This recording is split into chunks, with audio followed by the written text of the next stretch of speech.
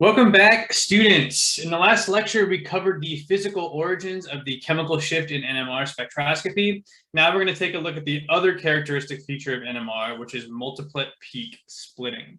So the learning goals for today are going to be to describe the origin of coupling in NMR. So that's, we can call this J coupling, like I assume you did in organic chemistry. And this is what's going on, which splits the actual peaks. And of course, we're also going to want to be able to apply these ideas both from this time and last time to predict structures from NMR spectra. So at the end of last lecture, we ended with this idea of chemical shift. More electron withdrawing groups will withdraw the electron density away from the hydrogen atom. That means that there's less electron around the hydrogen atom, which means the induced magnetic field is less, and it causes a higher energy to actually excite the transition. And we measure this out in terms of chemical shift. We have this in parts per million because we multiply it by a million to make it on numbers that we actually can talk about. So it's easier to say a chemical shift of 3 than it's been shifted by 0.000003. And that's why we multiply by a million, just to put it onto a scale that we like to talk about. So what then would an NMR spectra for a molecule look like? So we'll consider ethanol, and ethanol has 3 distinct hydrogens. There is a hydrogen that looks like this, and then there's 2 hydrogens in the methylene and the second carbon of ethanol, and then there's a methyl group here. So what would we expect this to look like? We have 3 different hydrogens, so we would expect 3 different peaks. And you guys have done NMR before, and you're well aware that we don't just see 3 individual peaks, but we have this splitting that goes on. So we have a hydrogen from the OH that's not split, and maybe you remember why. Essentially, the hydrogen on the alcohol is in solvent exchange with the water, which means that it doesn't interact with the other spin. You have a non-interacting spin here. And then we have our hydrogen here from the methyl group, or the methylene group. And these hydrogens are split by 3 hydrogens from this methyl group. So we have a quartet. And then the hydrogens associated with the methyl group are split by 2 from the methylene group. And so we have a triplet. And we are, or at least we were comfortable with this when we were doing organic chemistry. We can change this if we do something like lower the temperature. If we lower the temperature, we'll prevent this solvent exchange from happening as frequently, and that allows us to see more complex splitting. So the methyl group hydrogens won't change at all. The methylene hydrogens will now be split by the methyl and then also this one. And so that gives us a doublet of quartets, if I may. And then the hydrogen here on the alcohol will be split by the 2 methyls, and we'll have a triplet. And we can see that here.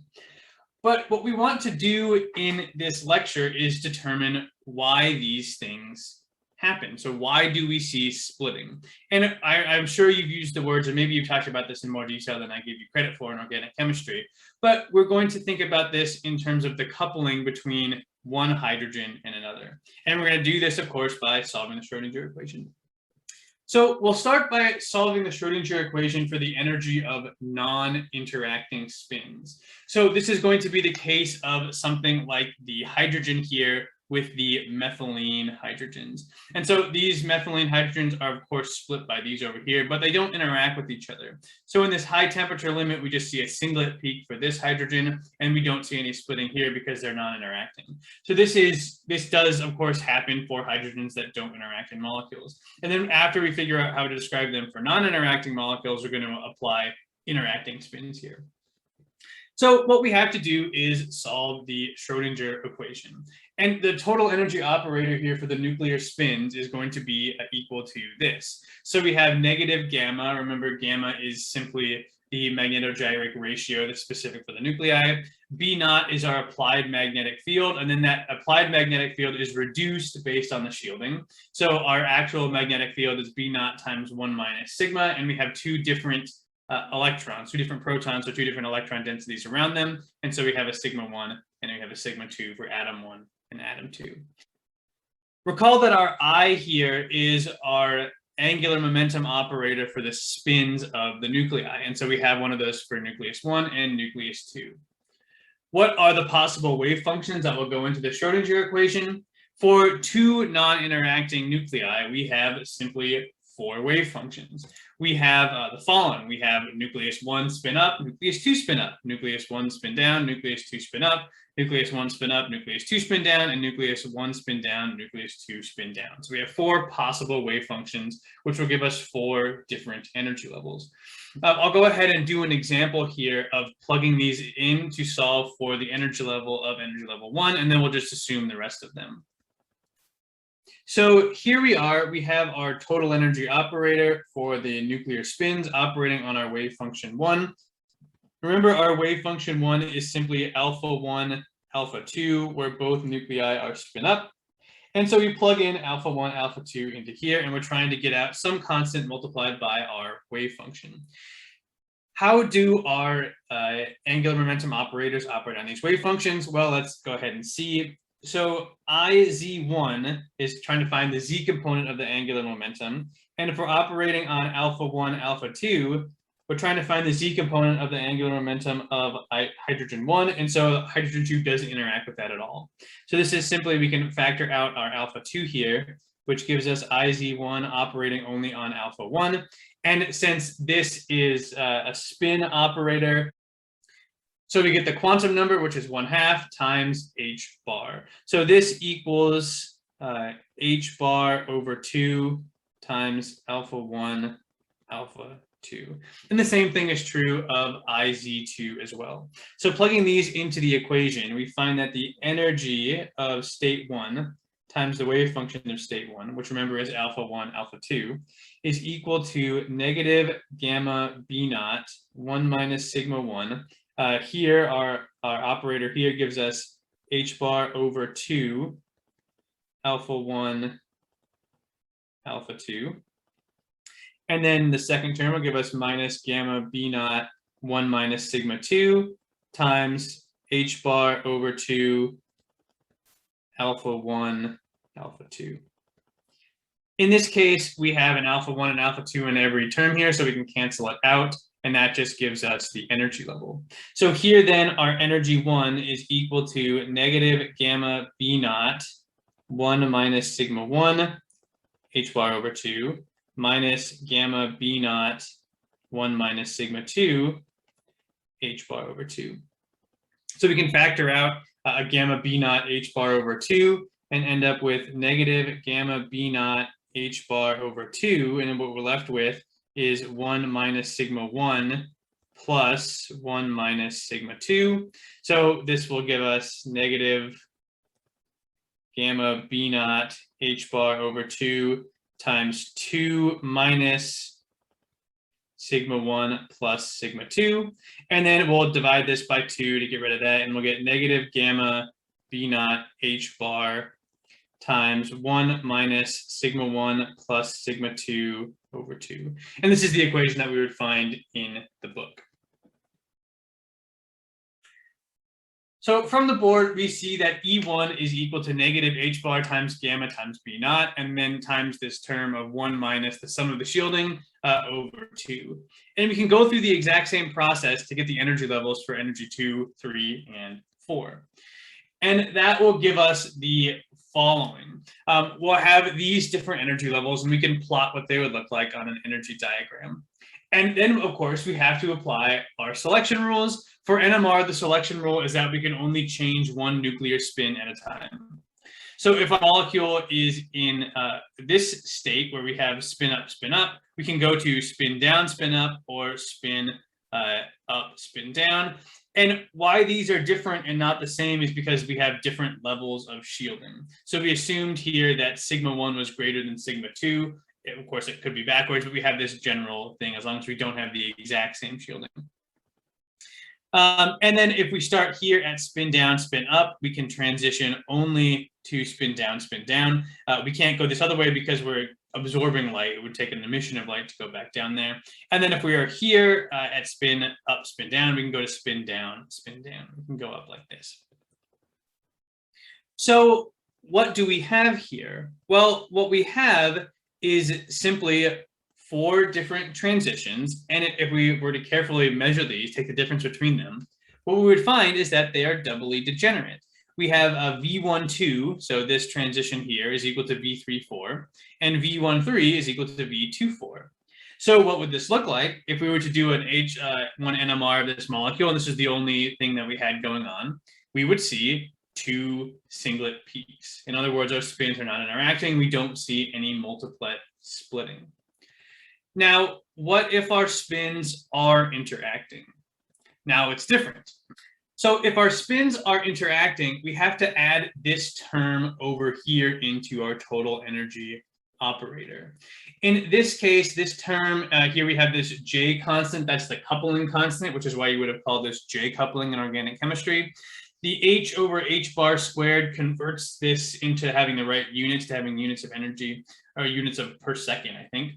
And then what's going on with these two, this is an operator that gives us the angular momentum associated with the nuclear spin of atom 1 and atom 2. The book goes through in some detail how we can actually solve this, and we're not really going to do that here. We're just going to apply the result. And that is as following. So there's something that happens when we have nuclear spins, and we can have nuclear spins with different spin up, and we just saw that in the last slide, but that's unfavorable. Now, why is it unfavorable? It turns out that our nuclei are actually interacting with our electrons in some way. So if we have nuclei in a bond or in a molecule, and they're sharing orbitals as in molecular orbitals, and they would in molecular orbital theory, we know that the electrons are paired. So if we have a molecular orbital coming from, in this case, an H2 orbital, we have a spin down electron, we have to have a spin up electron in the other part of a molecular orbital. That makes it most favorable to have one nucleus spin up and the other spin down. They don't have to be spin up and spin down, but it's more favorable, it's lower in energy if they are matching with the electrons in this case. So that means that if we go back to our graph from before, and I'll bring this up here.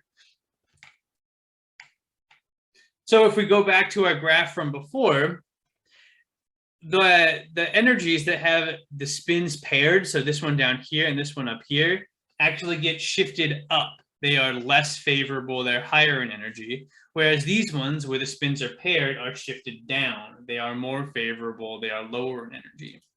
And so what that looks like is the following. We see this shift from non-interacting spins to interacting spins. So the energy levels themselves are changed by a factor of Hj12 over 4, which makes the frequency shifted by J12 over 2 when you convert from delta E to a frequency that would associate that transition. Now what we see is, in this case, we have 4 unique energy levels. So before, when we have non-interacting spins, V12 is the same as V34. Now that the spins have caused these energy levels to shift, V12 is not the same as V34. So we have different energy levels because we have these different shifts in energy. And this gives rise to splitting. Now, what kind of splitting do we see? At this point, I think we're pretty familiar with it, and we'll go to the board and draw it out. So how would this J coupling actually impact our spectra, our NMR spectrum here? Well, the way we can think about this is if we start with a certain energy level. So this is one energy that's not being split. Now we have some splitting due to J coupling. And the most common way we think about this is that if we're splitting with the same thing, that's not quite the case we were talking about, but we'll see how we do that case we're talking about here. So what that means is that this single signal, try to say that 10 times fast, is going to be split based on the coupling constant. So we're going to have a split in this signal that's based off of our coupling constant here, J12. And that is going to give us 2 different lines. So before, what we have is a singlet. If there's no splitting, we see a singlet like this. Then if we have this J coupling, instead of seeing a singlet, we would see a doublet, where the width here is this J12, this coupling constant. Now, often we are not split by a single hydrogen. So this is the case if we were split by a single hydrogen. In reality, we are often split by 2 or 3 identical hydrogens. So how do we talk about that? Well, simply what happens is each one of these peaks is then split again by the same constant here. So we'll have a split, we'll have 1 split, we'll have 2 splits, and what that gets us is a triplet, and we're familiar with this. So now we have 1 signal here, we have 2 here because this is, each one of these is split and ending up with a peak there, and a third here. So what that would look like is a triplet state where we have splitting by 2 hydrogens. And then, of course, we are also often seeing quartets, which are split by 4 hydrogens. So if we split 4 times, or 3 times rather, to get 4 peaks, because we have 3 hydrogens, say a methyl group that's adjacent to our hydrogens of interest, we see the following splitting pattern. We split this up 4 times, and we get a quartet.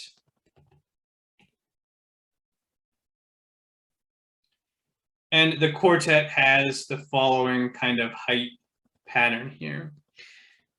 Now, we often see other crazy things in NMR, and this is kind of like what we were talking about on the last slide. So in some cases, we see splitting from different kinds of groups. So to go back to our ethanol example, we had ethanol, so we had CH3, CH2OH. In the high temperature limit, this hydrogen is constantly being exchanged with the solvent, so it doesn't split. And then what we have are these 2 guys. So these guys are splitting these guys over here, which gives this a triplet as it's being split by 2. And these 3 guys split these H's over here, and that gives us a quartet because this H2 is being split by 3 hydrogens. Now, when we cooled this down, what we observed is that this could now interact here. And that, splitting by a single hydrogen, would give us a doublet. But in this case, we already have a quartet there, and so it gives us a more complicated splitting pattern, a doublet of quartets. And we could go through that, but I'm going to look at a simpler example, which is looking at a doublet of doublets. So in some cases, we could start here, and then we have splitting. So let's assume we have a large magnitude of splitting. So we're going to split with a large coupling constant, and we'll call this, say, J13. It's the interaction with our atom and a different atom. And this would give us splitting, just like it would before. And these are split very far apart. But now what comes in is we have our second guy. And our second guy comes in and splits these again. So this is being split by 2 different non-equivalent hydrogens. And so in this case, when we split with non-equivalent hydrogens, we end up looking like this. So what kind of spectrum does this give us? Well, this doesn't give us a quartet because we don't have this same pattern that we observe up here. Instead, we have a doublet of doublets. So what this would look like is a doublet, and then a little bit away, another doublet, because we're being split by 2 non-equivalent hydrogens. So in the case of our ethanol example here at low temperatures, what we would expect to see is a quartet based on splitting from these guys, but then that quartet gets split again. So instead of having a nice and easy quartet here, each one of these peaks gets split into a doublet. And so instead, we see something that looks like this. We have a doublet of quartets because we have this, each one of these peaks being split by this guy here, making a singlet peak. All right, we're back here at the slides to see the same kinds of things that I was drawing on the board, but they're a little bit neater because they're done by a computer and not by my hand. And here we can see the reason for the complex splitting peaks that we observe in ethanol. And I have some other chemicals down here to show that these are not just weird things that we're thinking about. So here is an example of a molecule where we have splitting from 2 single hydrogen atoms that are non-equivalent. So we have one hydrogen atom that's an aldehyde and another hydrogen atom that's on this C with 2 other chlorines. They're not the same thing, so they split in different ways, and we would expect to see a doublet of doublets. And then our ethanol gives us an example of a triplet and a quartet that we've already seen. So putting together this idea of spin coupling and the idea of chemical shift that we developed last time, we can almost without fail develop an idea of what a molecule looks like simply from its NMR spectra. Now, NMR spectra aren't always the only thing that we need to identify a molecule, but in many cases they are. And they certainly tell us how many different unique types of hydrogens there are and the relative splitting patterns, which tells us something about the orientation of these hydrogens. Now, if you have a lot of things like hydrocarbons, those can kind of mess each other up as well. Something else that's really important from NMR is the area under the curves are very, very precise. So if we were doing this from ethanol here, the area under this triplet peak here would be approximately, or not approximately, but basically exactly 1.5 times the area under this curve here, indicating that there's a 2 to 3 ratio of signal coming from this, which is, of course, the relative proportion of hydrogen atoms in the molecule. So when we do NMR, we can go and integrate under these curves, find whichever one is the lowest, assume that's 1, and then back everything else out to figure out not only the types of hydrogens there are, but even exactly how many hydrogens there are in certain areas. All right, and that's all I want to talk about for NMR. So to conclude here, the origins behind NMR are that nuclear spins and nuclear spin angular momenta operate just like electron spins, and we can have spin up or spin down in the simple case of something like an H1 atom or nucleus. And we can separate the difference between the energy levels of these, which is normally no difference, to actually something substantial that we can measure with radio wave frequencies with strong magnetic fields. Local electron shift is in response to this magnetic field. The electron density around the nuclei cause a reduction in the magnetic field, which we can detect by having different frequencies at which they transition. And then that gives us chemical shift that we can measure. And then the last thing we can use is coupling, which talks about how many electrons or how many protons are near each other. Sharing molecular orbitals with electrons causes different protons to have coupled spins to those electrons, which makes differences in energy levels based on if they're spin up or spin down or matched or unmatched. And so what kind of hydrogen atoms actually couple with each other? And these are ones that are close. And so typically we assume that hydrogens on adjacent carbons are close enough, so within 4 bond lengths, to actually cause splitting. And outside of that, they're not really sharing the same kinds of molecular orbitals, and so the spin coupling is less important for those. And we don't really see that in terms of NMR. So with that, we will conclude our section on NMR. And for the last 2 lectures of class, we're going to look into computational theory and see some improvements on the simple Hartree-Fock model for making more accurate quantum mechanical predictions.